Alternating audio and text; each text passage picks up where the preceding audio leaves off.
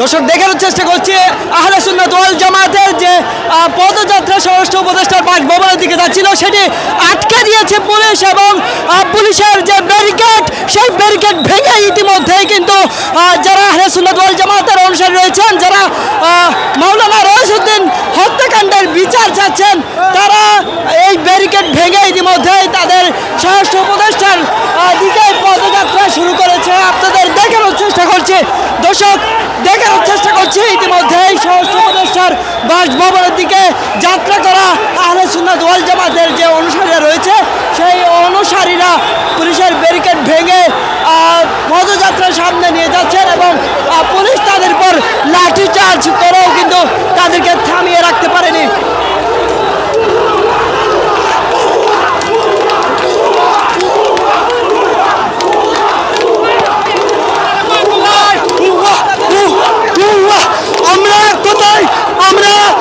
আমরা হত্যার বিচার চাই। আমরা সারা বাংলাদেশের সুন্নি জনতা, আমরা সারা বাংলাদেশ আমরা ব্লক করে দিব। সরকারের কাছে দাবি জানাচ্ছি আমাদের ভাইয়ের অতি সত্তর আমাদের ভাইয়ের খুনের বিচার করতে হবে। না সুন্নি জনতার আপনারা সুন্নি জনতার রাগ দেখছেন না, সুন্নি জনতা কি করতে পারে? সুন্নি জনতা রাজপথ ছাড়বে না যেই পর্যন্ত আমার ভাইয়ের বিচার না হয়। আমার ভাইয়ের বিচার করতেই হবে।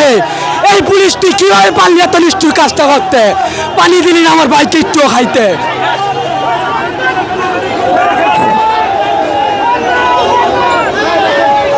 দেখানোর চেষ্টা করছি যে পুলিশের ব্যারিকেড ভেঙেই কিন্তু আহলে সুন্নাত ওয়াল জামাতের যারা অনুসারী রয়েছে তারা স্বরাষ্ট্র উপদেষ্টার যে বাসভবন রয়েছে বাসভবনের দিকে পুলিশ তুই বুয়া, পুলিশের মতো স্বৈরাচার আগেও ছিল এখনো আছে।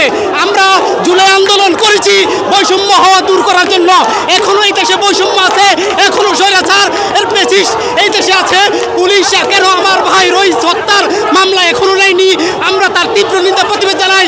যারা চিহ্নিত আসামি তাদেরকে এখনো গ্রেপ্তার করা হয়নি। আমাদের ব্যারিকেড বাধা দিয়ে আমাদেরকে ছত্রভঙ্গ করে দিচ্ছে। আমাদের অসংখ্য নেতাকর্মীর গায়ে পুলিশ লাঠিচার্জ করছে, আঘাত করছে। আমরা কি এই দেশের জুলাই আন্দোলন করিনি? আমরা বৈষম্যের শিকার।